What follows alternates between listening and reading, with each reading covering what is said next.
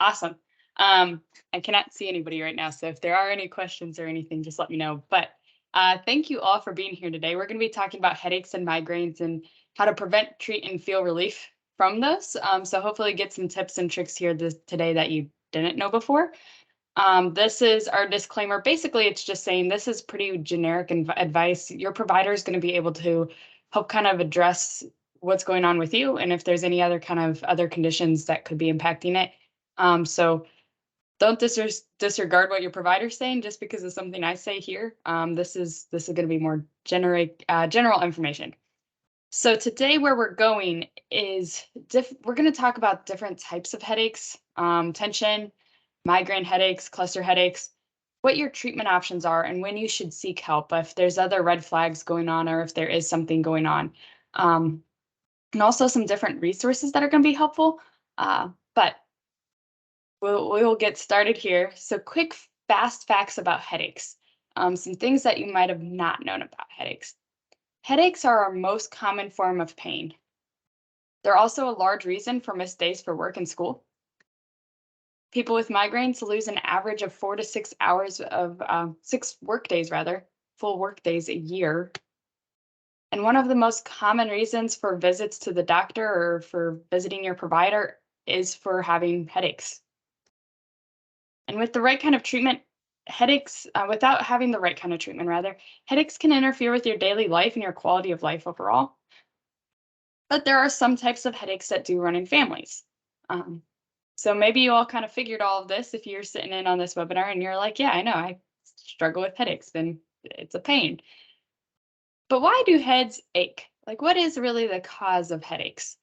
So brain tissue itself, if you're kind of familiar, a little bit of anatomy here, you have this fluid that sits around your brain. It helps the brain keep the brain protected. It doesn't actually sense or feel any pain. There's trigeminal nerve endings. So you see here, this is the trigeminal nerve. It's going around to the different parts of the head, and it has different nerve endings that respond to certain triggers. Some of these triggers could be stress, could be certain foods, odors, and that sends a message to the thalamus, or the brain's relay station for pain. The thalamus also controls other parts of the body, like the body's sensitivity to light and noise. Kind of gets into some of those triggers that we'll kind of talk about here. Once the thalamus gets that signal, it sends messages to parts of the brain that make you aware of pain and your emotional response to pain. So it's really a response to certain triggers that's going to be causing these headaches. Other parts of the brain may also be part of the process that can lead you to get sick, like vomiting, diarrhea, or trouble concentrating, etc. So these triggers are going to be how your brain's kind of responding to these triggers is going to be what's causing the headache. So different types of headache. We are going to be primarily focusing on the tension type migraines and cluster headaches. We will briefly talk about other types of headaches that kind of exist, brain freeze being one of them, but we'll kind of get to that later on here. First off, we have episodic headaches. And so these occur between 10 to 15 days a month. You don't have disabling pain, but it can increase in severity with frequent attacks. And so episodic, I mean, we're looking at 10 to 15 days a month. If you're having chronic tension type headaches, that's going to be more than 15 days a month. You get pain on both sides of your head, and it's more severe and disabling than the episodic, where it's just 10 to 15 days a month. That's still about half the month, I realize, but that is considered episodic. It can cause sore scalps, even to the point where you're brushing your hair, and that causes pain. Some of the symptoms associated with tension type headache is that pressure and tightness around both sides of the head and neck. So it's going to impact both sides. It's not going to just be one. It's mild to moderate pain that's going to be steady and does not throb. Activity is not going to make it worse. Severity of pain can increase and decrease. There might be some tenderness in the muscles of the head, neck, and shoulders with it as well. Some common triggers of it, jaw clenching is going to be one. If you're doing a whole lot of work and exertion at once, if you skip meals, depression, anxiety, if you've lack sleep or have sleep apnea, those are going to be triggers for that as well. It can appear early in the morning or evening if you're anticipating conflict. So if you know, oh man, I have to go to work and I have to face this one person today, and I really don't like having to deal with them, that's going to be one of those things that can set on that headache. It could also be from physical posture. So if you have poor posture, it can lead to a strained neck or head muscles.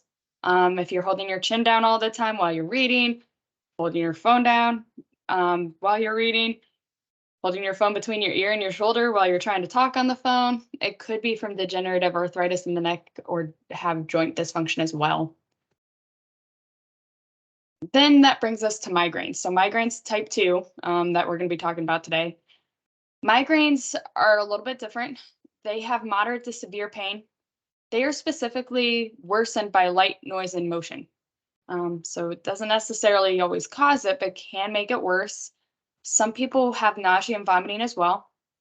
These tend to last somewhere between a few hours to as long as 3 days, and they can occur more frequently in women and most often frequently in the morning. Women are 3 times more likely to get migraines than men. That's not going to be all headaches, but women are times more likely to get migraines than men. There's different phases of the migraine too, and this is going to be important because sometimes the phases can help us with our treatment. Um, Recognize that we're going to kind of come back to it when we start talking about treatment for it. But first phase is going to be the prodrome. This is symptoms before a headache starts, and they can happen 24 to 40 hours before the migraine starts. It could be, I mean, I realize these are vague, but hopefully they can kind of sound familiar, or if you start recognizing these, if you're starting to yawn more, if you have feelings of euphoria, if you start getting really depressed, irritability, food cravings, constipation, or neck stiffness. These are all symptoms that maybe the migraine's coming on. And then you have the aura, which is phase 2, and it only really occurs in 25% of people who suffer from migraines. But the aura is going to be a good cue in, hey, this is about to start, which again, it's going to help with that treatment. It could be visual symptoms, but can include other senses. It usually lasts from 5 seconds to 20 seconds and rarely more than 60 minutes. Headaches typically start soon after that aura stops. Some of the symptoms that you see with an aura can be flashing lights, bright spots, zigzag lines, some of those changes in vision that we just talked about too. Numbness, tingling in the fingers of one hand, lip, tongue, or lower face, temporary muscle weakness, or changes in speech. Again, it's going to start pretty soon before the migraine starts. And then you get the actual headache of the migraine, which typically begins gradually and gets stronger over 1 to several hours. It often resolves gradually, like it started, and it typically impacts just one side of the head. Versus tensions, the headaches, remember, were both sides. This is just the one. Lasts 4 to 72 hours, so up to that 3-day mark. Pain's usually dull and steady when mild or moderate in severity, but it can become throbbing and pulsating when it gets to that severe point. Like we said, light is going to be a big aggravant, but also if you're sneezing, straining, having constant motion or physical activity, again, tension was not impacted by activity. Migraines are going to be. It can also be impacted if you're moving the head rapidly. Then you have the postdrome. This is phase 4, where the headache resolves. And you a lot of times can feel exhausted, weak, confused. This can last up for a day of just this weakness and confusion after the migraine finishes. There is some variation in how it's going to progress from person to person, but this is generally the 4 phases of how it goes for most people. Risk factors and triggers. This is going to be the next 2 slides. So, I realize this is a lot. We're going to kind of talk through how to identify your triggers a little bit. But the other thing too is you'll get a handout to go along with this and kind of explain why documenting some of this is going to be important. So, stress is a big trigger for people. Stress can be a big trigger, but then you get letdown periods. And by letdown, we mean maybe you're stressed all week and you start getting headaches on the weekend. And part of that could be you've been stressed and running on that adrenaline all week and you finally get a chance to relax, and that's where your headache comes on. that's that letdown period where you finally get to relax. Maybe it's like I'm stressed all the time. I go on vacation and I get a headache. That's going to be stress from those letdown periods. Times of intense activity can cause stress and lead to headaches. Could be a loss or a change, maybe death, separation, divorce, or job change, moving, different crises in life. These can all lead to headaches as well as the stress. Hormone changes. So going through a menstrual cycle can lead to headaches, especially like as you start to get onto your menstrual cycle, ovulation for some people. So some of these changes in hormones can lead to some of these headaches. Uh, Hormone replacement therapy, if you've started hormone replacement therapy or progesterone, that can lead to headaches. Menopause, again, anytime you're changing and messing with the headache some, that can lead to some of these headaches as well. Sensory stimuli, that strong light, flickering lights, odors, sounds, noise, things like that. Changes of environment or habits. Some people might be pretty familiar with these. Weather changes, drastic weather changes. If you're traveling across time zones, different seasons, altitudes, schedule changes, changes in routine, sleeping patterns, or irregular physical activity. And then the diet, what you eat. So this is going to cover a good bit, and we will see some more on the next page. But if you start dieting or skipping meals and you're not getting enough food in at a specific time, if you get hangry, that can lead to headaches. Alcohol, the actual alcohol itself, but then also if you get a hangover, can lead to headaches. Caffeine or caffeine withdrawal can lead to headaches. So sometimes for people, it is the caffeine itself that's going to lead to the headache. Sometimes it's, hey, I haven't had any caffeine in a while, so I am kind of withdrawing from caffeine, leading to that migraine headache. Nitrites and nitrates. Get a little bit more into these on the next one, but a lot of those, like more of your processed meats. Aspartame or NutraSweet. If you're dehydrated, that's going to be one. Dehydration is usually from a lack of fluid in the muscles, nerves, blood vessels in the brain. That can cause the brain to contract or pull away from the skull. So you have the brain kind of contracting like this. The skull's not going anywhere. That can lead to that migraine headache. And then different food dyes could potentially be a trigger for some people as well. We'll see on the next page, chocolate, aged cheeses, MSG, some fruits and nuts, fermented or pickled goods, yeast and cured processed foods. We see alcohol again, including red wine and beer. Just these ones tend to be more, especially if you're combining it with another trigger. It may not do it itself, but if you're combining it with maybe your stress, these types of food tend to be more of an issue then. So alcohol, that chocolate, again, caffeine from the chocolate, aged cheeses, MSG, and kind of foods that contain histamine, such as pickled or canned food or sauerkraut, mature cheeses, yogurts, smoked meat products, salami, hams, sausages, shellfish, some legumes, including beans, lentils, peanuts, peas, soybeans, nuts, walnuts, cashews, chocolates, and other cocoa-based products. A lot of here, we're missing vegetables, so there are a lot of different types of triggers.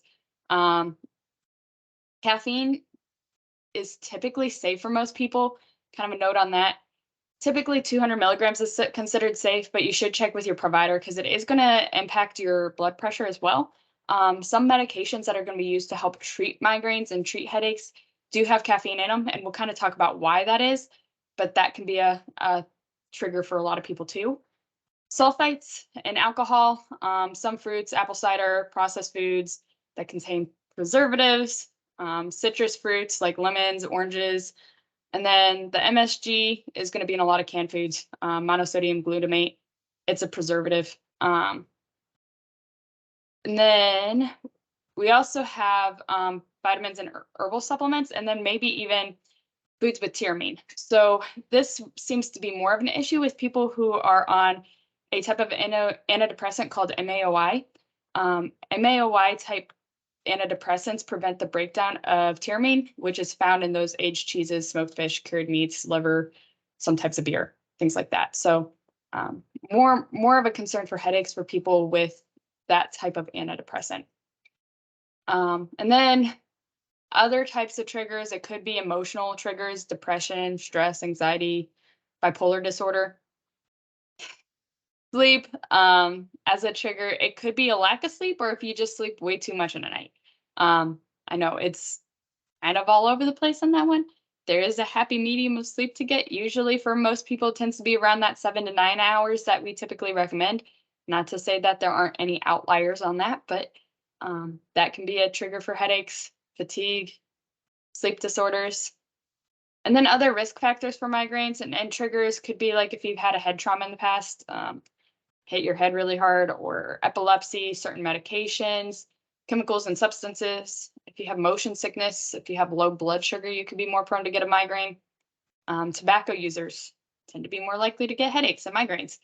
And then taking migraine medication too often as well. So I know a lot to unpack there.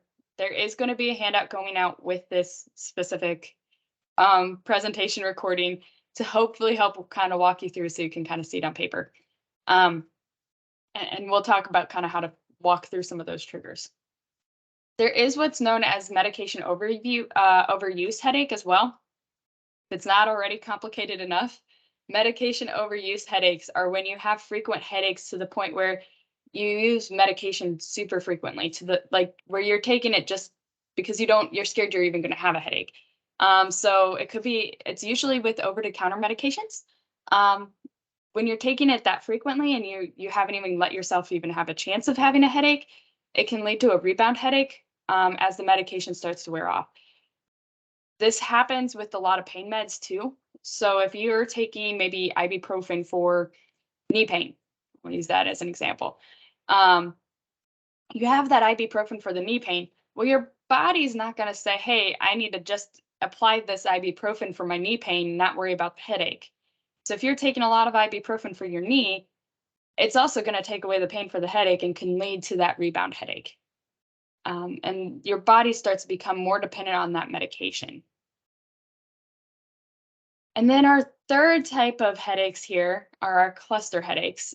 These are severe and disabling headaches. They occur repeatedly for weeks to months at a time, and you can have months at a time with no headaches. So you can have it. This type of headache occurs more often in males than females versus backtrack. You had migraines that were more often females.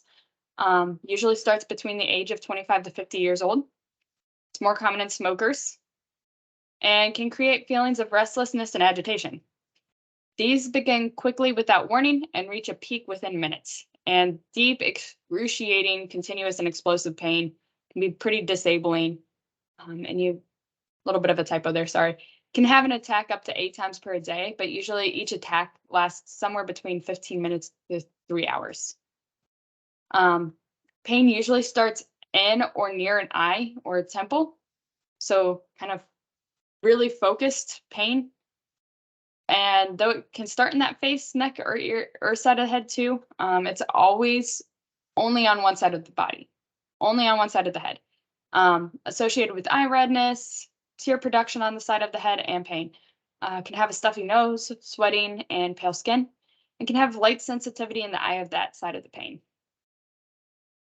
So if you're looking at an overview of these are the different types. So location, most of the time migraine's going to be on one of the side of the head. 30% of the time it can be on both sides. You can kind of see the difference between location, the different characteristics, activity, duration, symptoms associated with the headache. There is some overlap between them, but these are kind of the differentiating factors, because if you're trying to figure out a headache, if we're trying to figure out what you need to do, the more information you can bring to your provider, it's going to save both you time and probably money as far as referral time, that if you have to get referred to a neurologist or anything like that. But it's also going to help kind of give you some more information to give the provider as they go through things. So it's going to be important to kind of keep in mind, what are your symptoms, what's going on. The more information you have to provide, the better your treatment results are going to be. But what can you actually do about them? So acute treatment, so if it's something that's just kind of short-term headache that just kind of pops up here and there, Usually, pain relievers, a lot of times those over-the-counter pain relievers can help a lot. So ibuprofen, Motrin, acetaminophen, aspirin. Some of these meds are combined with caffeine, like Excedrin. Excedrin seems to really, like the caffeine in there seems to help the pain relievers work better. Um, and we'll look at that again when we kind of layer back at that rebound headaches. Again, if it's a short-term headache, just take a nap or rest with your eyes closed, especially for migraines. Cool cloth or ice pack on the forehead, but staying in a dark room, um, avoiding that light, drinking lots of fluid, especially if you're vomiting. Stress relief, meditation. I mean, stress is a big trigger for a lot of people. Maybe taking a hot shower or moist heat on the back of the head, neck as well. And then again, the providers are going to use your description of the symptoms and an exam to help kind of determine what type of headaches you have, because the treatments can look a little bit different on their end for medications and things like that. Um, you may need to have a CT scan or an MRI depending on the circumstances, but again, the more information you have to go to them, it's going to save time for both you and the provider, and help you get some of those results a little bit quicker. So for each of these questions, kind of thinking on a scale of like never to always, how often do you have, when you have headaches, how often is the pain severe? How is it kind of like, and like what kind of pain? Is it dull? Is it stabbing? How often do your headaches limit your ability to do your usual activities, including work, um, work around the house, school, social activities? And when you have a headache, how often do you wish you could just lie down? Like you just want to like pat me out. I'm gonna go take a break real quick. In the past 4 weeks, how often have you felt too tired to do the work or daily activities because of your headaches? And then in the past 4 weeks, how often have you felt fed up or irritated because of your headaches? In the past 4 weeks, again, 4 weeks, month, how often did your headaches limit your ability to concentrate on your work or daily activities? And again, having this information really is going to help the provider. Kind of knowing what kind of pain you typically have with the headaches is going to help. And then for about a month, tracking um, your headaches. How long did the headache last? Where was the location? What was the intensity of the headache? What did you do before? What did you eat before it came on? Did it respond to treatment? What was the treatment? Um, these kinds of things we'll be able to start identifying some of those triggers and improve your migraine treatment. But it's just a matter of just tracking when your symptoms are, what happened before, versus trying to focus on all the triggers at once. We can kind of weed out like what are the main issues for you, based off of when do your migraines typically occur. So this is the National Headache this is the National Headache Foundation's typical tracking form. So you have date, time, intensity. So most severe headache of my life versus, best headache of my life. You can't really compare it to other people. So I would try to do this based off of your own experience. I think a lot of times people are like, well, I could imagine being in more pain, but I've never been in more pain myself. Well, no, you can't really speak for somebody else. This is the worst pain of your life, or this is easy. This is not really painful at all. Any symptoms that happened beforehand. So, did you have that aura? What were your triggers? Like, did you notice any triggers? Medication that you took and dosage, did you have relief from it? This is all going to be helpful information. Again, more of that acute treatment, it's going to be medications that you can take when you're having an active headache. Preventative treatment is going to be medication you can take regularly to prevent future migraines. But again, we need to know kind of what's going on with you.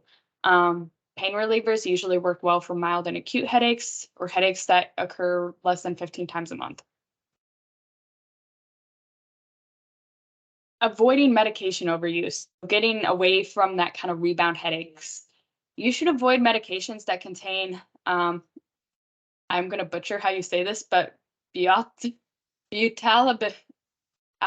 butalbital, we'll go with that.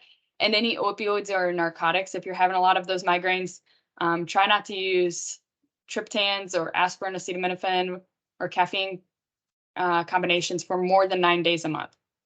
If you find that you're having to use that for more than 9 days a month, it's a good time to go talk to your provider. If you're using ibuprofen or other kind of non-steroidal anti-inflammatory drugs, that's what NSAID stands for.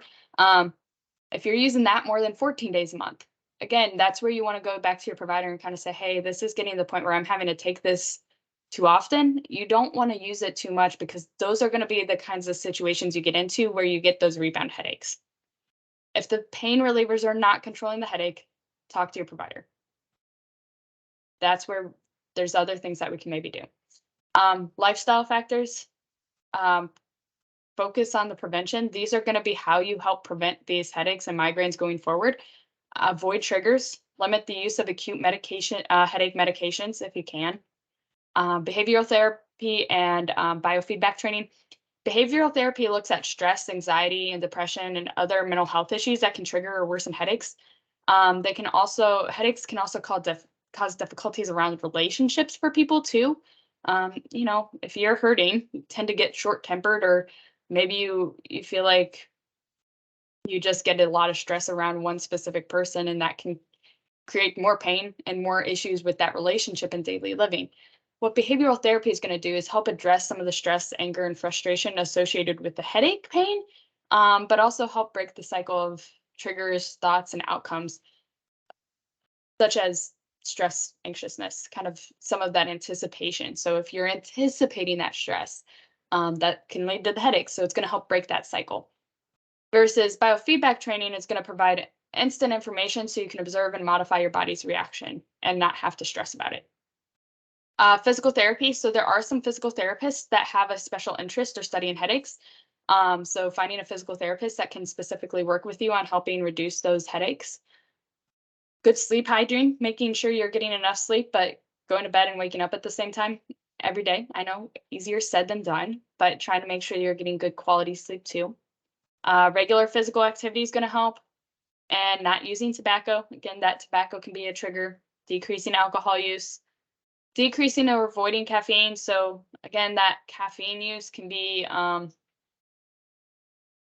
kind of hit or miss. Sometimes if you add the caffeine back in, it's going to help with the migraines. Sometimes you probably need to go through the withdrawal and kind of suck it up for a couple days and kind of handle it, or just kind of slowly wean yourself off to help with some of those migraines and headaches. Eating and sleeping on a regular schedule, and then dietary triggers as well, trying to watch those foods. Other things that can help, acupuncture you can try, but it's not proven to work or improve any attention. Chronic daily headaches, you could try. It's likely not going to cause any problems for you, but it may or may not help. And then herbal or homeopathic remedies, we don't know. Talk to your provider. Some of those might interfere with some of the medications you're taking, so don't really come without risk. You can also interact with those other medications that you're taking. So just kind of be careful on that. Preventative medications. So there are migraine-specific medications. We have combination therapy, which could be aspirin with acetaminophen and caffeine, like that Excedrin. That caffeine is often included. Again, it's going to help with aiding that absorption of the medication, help it be more effective in your body. Anti-nausea medication, sometimes if we help with some of the symptoms that you're getting along with the migraine as well. And then medications that block pain signaling. There's antidepressants, especially if that's one of your triggers. Anti-seizure medications, hormonal treatments for menstrual migraines. Try to find the right kind of medication dosage for you as well. And then taking medications during an aura. If you are one of those few 25% that do have an aura, if you take that medication during the aura, or as soon as possible after it, before the headache begins, you'll be able to help kind of decrease how much of the headache you have, and help kind of maybe even prevent the headache even from happening. So if you do have that aura, that can be really helpful. And then caffeine may help if caffeine-related withdrawal. Again, for some people, you might have to go through that withdrawal too, just to help kind of bring yourself back off. Different other types of headaches. So these are different types of headaches that also exist. There's primary headaches, and secondary headaches. Anytime you hear primary condition in general, primary is it's not caused by another disease or disorder. It's just there. So primary headache is just the headache itself. Secondary headaches are going to be the result of another condition or disease that's causing the headache. So there's stabbing headaches, which is kind of like an ice pick or a jab or jolts, happens without warning. Usually only lasts about 10 seconds at most. Usually it happens around the eye, and it starts usually in those who are 45 to 50 years old. It's usually triggered by bright lights or sudden movements or emotional stress. So that's one. Hypnic headache. This awakens people at night, usually after the age of 50. You can get bouts of throbbing pain for about 15 minutes to 3 hours on both sides of the head. And then ice cream headache or brain freeze, probably the one that's most worth it for me. Blood vessels constrict because of loss of body heat. So your body's just kind of quickly reacting to that loss of heat from this cold thing. The pain stops once the body can kind of get used to that temperature change and adjust. So it's just kind of a little bit of a shock to the system. Secondary headaches, this is going to include, again, if it's from a head injury, inflammation related to an infection, going through withdrawal from a substance. That can range from drinking alcohol to recovering from carbon monoxide poisoning or exposure to toxic chemicals and metals, cleaning products, solvents, or pesticides. For these ones, you have to remove the cause of the headache or the cause of the toxin buildup. It also could be related to a buildup of medications or caffeine in the body from excessive use. So again, if it's the caffeine, you're going to need to wean yourself off. If it's other medications in your body, again, just talk to your provider, kind of see maybe what's going on there. Secondary could also be a result of a stroke or a brain tumor as well. All right, red flags. So if any of these are happening, you should really contact your provider immediately and kind of see what else could be going on. One is that the headache comes on super suddenly and it's severe and it's happening within seconds or minutes. So it's boom, it's there and it's full force. That's a good time to reach out to your provider. If you have a severe headache with fever, nausea, vomiting, or a stiff neck that's not related to another illness. So if you're having some other stuff going on and you're not just, having the flu at home and having a headache, if it's something else going on, contact your provider. If it's with a seizure or causes changes in personality or confusion or passing out. If it's starting very soon after strenuous exercise or a minor injury. If it's new, so if you don't typically have headaches, or if it's a new kind of headache or a new kind of pain, especially if you're having weakness or numbness or difficulty seeing, that's a big red flag. Headaches that worsen steadily even with the treatment. So if it keeps getting worse even after you've had some kind of treatment, good time to reach out to your provider. If you're having sudden changes in patterns of headaches that interfere with normal activities, 2 or more headaches for a week, recurring headaches in children, or headaches following a head injury, or convulsions and or shortness of breath with a headache. Now that's all probably clear as mud now, but there's a good bit of stuff. There's great resources out there. The American Headache Society is a good resource. American Migraine Foundation, National Headache Foundation. There is a headache app from Curelator and One. And then there's also a migraine monitor app. So you can and if you don't like pen and paper, you can monitor your migraines and keep track on that. So find your triggers, identify your lifestyle habits, and then find your treatment. At Everside Health, we're here for you. We do have a webinar coming up on March 1st on prediabetes. So with that, I will open it up for any questions we might have had coming in.